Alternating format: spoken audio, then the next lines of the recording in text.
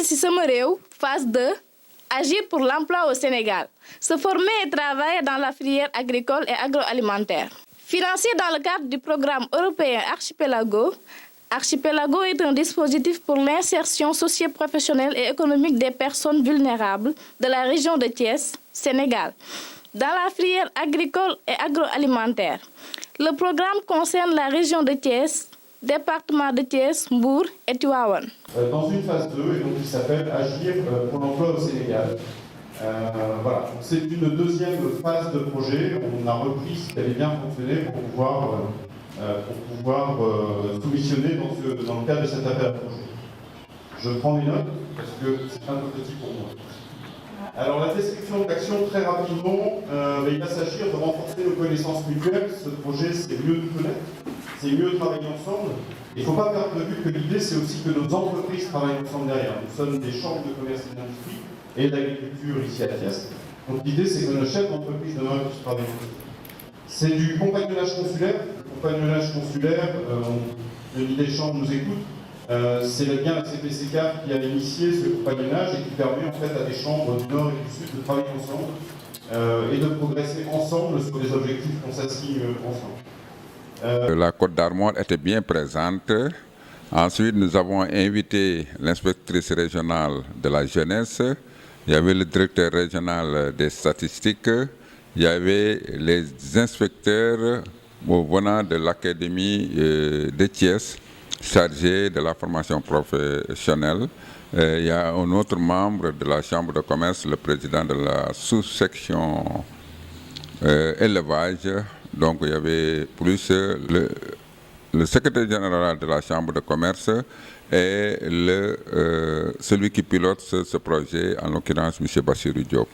Il s'agit d'un programme assez emblématique de ce que l'on souhaite développer aujourd'hui dans notre partenariat avec le Sénégal et de ce qu'on souhaite développer dans le futur avec le Sénégal. C'est une priorité qui est donnée à la création d'emplois, en particulier à destination des jeunes.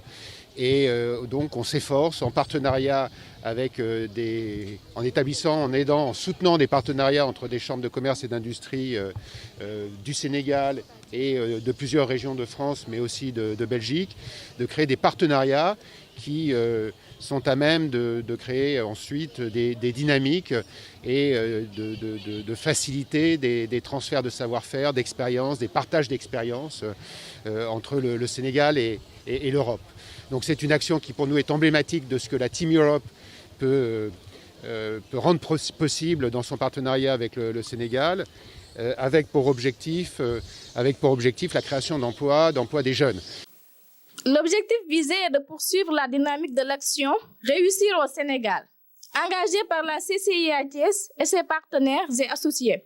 La formation par alternance des migrants et des potentiels migrants en favorisant l'auto-emploi et l'insertion à long terme dans les entreprises demandeuses de main-d'œuvre qualifiée sur la filière agricole et agroalimentaire. Un projet qui a pour objectif de former 400 jeunes, mais ce que je veux dire est d'aider 80 entreprises. Ce qui est très important quand on parle de création d'emplois et quand on parle de création d'emplois durables et de qualité, c'est d'abord d'offrir la possibilité aux jeunes qui cherchent un emploi d'être convenablement formés, en répondant de manière à ce qu'ils puissent ensuite répondre aux demandes, aux attentes du marché, comme on dit, c'est-à-dire les filières dans lesquelles on offre des emplois. Donc je parlais de l'économie alimentaire, mais ça concerne beaucoup d'activités en particulier, et donc de mettre en place des dispositifs à travers les chambres de commerce et d'industrie et d'agriculture, d'organiser ces formations qui vont ensuite offrir plus de chances, plus de débouchés aux jeunes dans ces filières, dans ces secteurs d'activité. Donc c'est ça l'enjeu. Offrir, quand on parle d'emploi, on parle d'employabilité, c'est-à-dire répondre aux attentes, aux demandes, faire se rencontrer des personnes qui cherchent l'emploi avec ce que les différents secteurs d'activité économique recherchent eux aussi comme personnes formées et compétentes. Donc voilà, c'est une dynamique avec des transferts de savoir-faire, des transferts de compétences, et qu'au bout de ce circuit, au bout de ce cycle, des jeunes sortent avec une formation qui correspond à des secteurs pour lesquels on cherche des personnes formées et compétentes. L'objectif principal, comme j'ai l'habitude de le dire, ce n'est pas d'améliorer la réputation des associations d'immigrés, mais d'en faire un véritable moteur de développement. C'est pour ça que pour nous, les raisons d'arrêt, c'est un concept, une philosophie qui vise tout simplement à renforcer le pouvoir d'agir de ses membres. Parce que quand même, nous considérons l'immigration comme un patrimoine dont la véritable valeur est encore méconnue des Sénégalais, mais même aussi des acteurs qui sont la diaspora sénégalaise. Donc la naissance de ce réseau vient du fait qu'on s'est rendu compte que d'abord, quand les personnes revenaient de l'extérieur, elles étaient souvent isolées et mal comprises. Et donc nous avons pensé que créer un cadre dans lequel on pourrait échanger, partager nos connaissances, nos compétences et nos expériences pourrait déjà être le moteur de départ, d'autant plus que la majorité des membres, ou bien tous les membres d'ailleurs qui sont au Sénégal de ce réseau sont des entrepreneurs. Généralement, je pense que les trois principaux problèmes qui existent en Afrique et généralement au Sénégal, c'est d'abord un problème d'information, on n'a pas la vraie information, c'est un problème de formation, on n'a pas la vraie formation, et un problème d'orientation, on n'a pas la vraie orientation. Et l'idée, c'est un peu d'informer, de former et d'orienter ces jeunes à travers, n'est-ce pas, ce projet-là, afin de leur montrer évidemment qu'on peut réussir en partant, mais on peut aussi échouer en partant, ce qui est le cas pour la plupart de nos compatriotes. Mais aussi, on peut réussir en restant dans ce pays-là, parce que ce pays regorge d'opportunités qui ne demandent qu'à être, n'est-ce pas, exploitées. Et évidemment, c'est ce qu'on appelle l'orientation, de faire comprendre que dans notre pays, il y a quand même des opportunités qui ne demandent qu'à être saisies. Les bénéficiaires sont les populations vulnérables. Les dirigeants d'entreprises auront accès à une offre de formation et d'accompagnement afin de renforcer leur performance. Les secteurs publics et privés ont un cadre de réflexion et de partage pour développer de nouvelles initiatives. Nous, la CCI des Côtes d'Armor, nous sommes une CCI de taille moyenne. C'est-à-dire que les Côtes d'Armor, c'est d'abord une terre d'agriculture, d'élevage et de transformation agroalimentaire. Et notre chambre de commerce et d'industrie, comme l'a dit tout à l'heure Oumi, est membre de la CPCCAF, la conférence permanente des chambres de commerce africaines et francophones, nous en avons parlé tout à l'heure. Et dans ce cas, nous avons des partenariats avec certains pays africains. Nous travaillons beaucoup avec le Congo et depuis longtemps, et puis nous avons commencé à travailler avec le Sénégal. Ce qui nous intéresse, au-delà de ce que l'on peut faire ensemble, nos deux CCI, c'est de faire en sorte que nos communautés économiques se rapprochent. C'est de faire en sorte que nos chefs d'entreprise puissent travailler ensemble. Et ça, c'est véritablement important. C'est le sens de ce que font nos chambres de commerce et d'industrie au quotidien. Et donc, avec la CCIA de Thiès, nous avons trouvé ce projet Archipelago sur lequel nous semblait intéressant de nous positionner parce que ça répond à une vraie problématique locale. Et ça permet également à nous, CCI des Côtes d'Armor, d'amener, d'apporter peut-être, non pas des solutions, mais en tout cas de chercher ensemble des solutions à une problématique qui est, votre interlocuteur tout à l'heure, Moustapha Thiam, en a parlé, une vraie problématique que l'on voit, nous, dans nos pays. Donc voilà, ça nous a interpellés, on s'est dit, tiens, il y a peut-être quelque chose à faire. L'agroalimentaire, on connaît un peu, l'élevage, l'agriculture, on connaît. Donc on a probablement quelque chose à faire avec la CCIA de Thiès. Puis après, on s'est rencontrés, c'est une affaire finalement de rencontre, de discussion, d'échange, de partage et de montage de dossier, parce que c'est un projet européen. Et ça fait 2 ans qu'on travaille dessus. Tout à fait. Qu'on a eu un petit nombre par rapport à la demande. Okay. Parce qu'en fait, cette première phase, nous l'avons déroulée avec la coopération sénégalo-allemande de la GIZ. Donc toujours après soumission suite à appel d'offres. Donc quand on a lancé l'appel à manifestation d'intérêt, nous avons reçu 610 demandes de jeunes. Malheureusement, il y avait que 120 places, donc on pouvait offrir. Donc il restait 400 et quelques.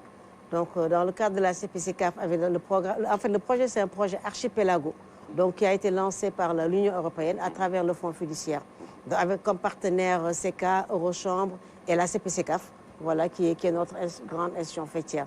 Donc, lorsque nous avons pensé à soumissionner, après le premier dépôt n'a pas été retenu, et nous sommes revenus. Nous avons effectué des voyages. Stéphane, je pense que c'est la 3e fois qu'il vient au Sénégal. Nous, on a été en Côte d'Armor. On a signé une convention de partenariat interchambre. Et du coup, on y a pensé, comme Moustapha Thiam a dit, on a persévéré, on y a cru, parce que quand même Thiès est une région qui demande ça. Et puis la demande est très très forte du côté des jeunes que du côté des entrepreneurs qui ont besoin de main-d'œuvre. Et du coup, voilà. Les bénéficiaires finaux sont les migrants et rapatriés, les potentiels migrants, les personnes vulnérables, les femmes et les jeunes entre 15 et 40 ans et l'entourage proche. Également, il y aura les dirigeants d'entreprises et leurs salariés. C'est un réseau qui regroupe les Sénégalais immigrés qui vivent à l'extérieur et qui ont décidé de revenir au pays. Mais aussi des Sénégalais qui sont, eux, encore à l'extérieur, mais qui ont un projet de retour.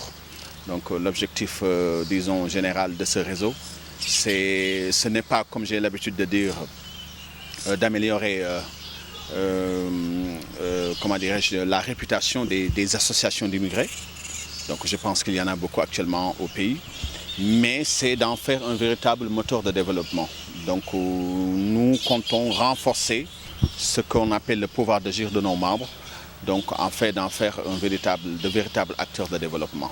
Donc l'idée c'est tout simplement de capitaliser toute l'expérience qu'on a pu acquérir à l'extérieur et de le combiner à l'expérience des Sénégalais qui eux sont restés au pays pour pouvoir tout simplement accéder à ce processus de développement qui, selon moi, est, disons, quelque chose qui ne peut pas se faire sans la diaspora sénégalaise parce que le développement, quoi qu'on puisse dire, disons l'immigration, quoi qu'on puisse dire, est un patrimoine dont la véritable valeur, comme j'ai l'habitude de dire, est encore méconnue des Sénégalais et même des acteurs, c'est-à-dire de la diaspora sénégalaise.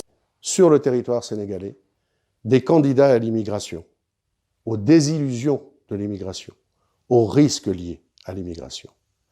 En effet, le Sénégal, pour assurer son développement, a besoin de tous ses enfants, de leur expertise et de leurs compétences. Les résultats attendus. 500 personnes sensibilisées sur les opportunités de l'EFTP.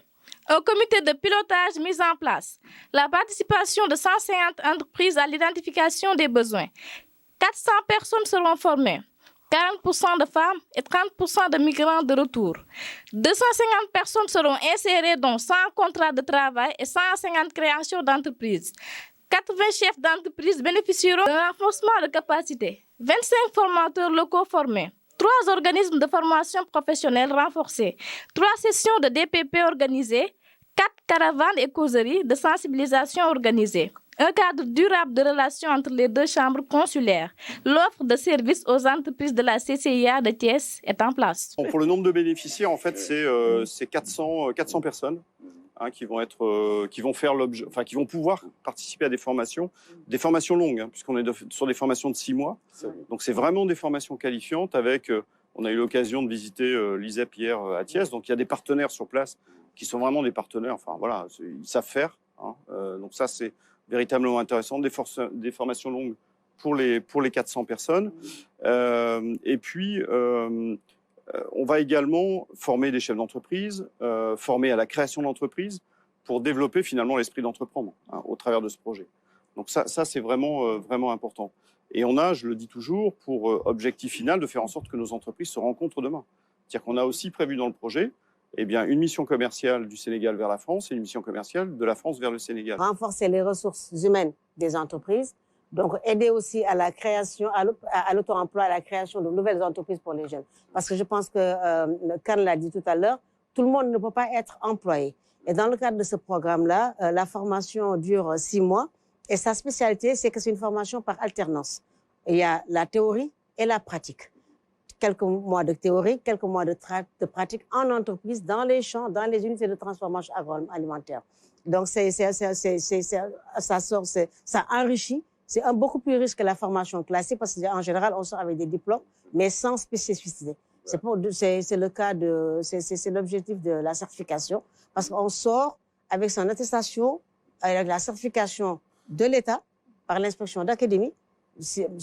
L'ISEP n'est pas concerné, bien sûr, parce que l'ISEP est déjà une université. Nous comptons aussi capter l'ENSA, parce que nous avons lancé des appels à propositions, et ce sont les 2 écoles qui nous ont fait les meilleures propositions. Donc, quand on travaille avec ces 2 institutions, et du coup, la formation alternance, théorie, pratique. Et c'est là que joue maintenant la partition des élus consulaires. Parce qu'on dit chambre de commerce, d'industrie et d'agriculture. Et le secteur agricole, c'est agriculture, élevage, pêche, transformation, toute la filière. Les unités de gestion du programme côté français. Administrateur général, M. Stéphane Drobinski, directeur général CCI Côte d'Armor. Et côté sénégalais, administratrice, Mme Oumicham Sangaré, secrétaire général CCI à Thiès. Coordonnateur, M. Serigne Bassirou Mbacké Diop. Pour plus d'informations, suivez nos pages web.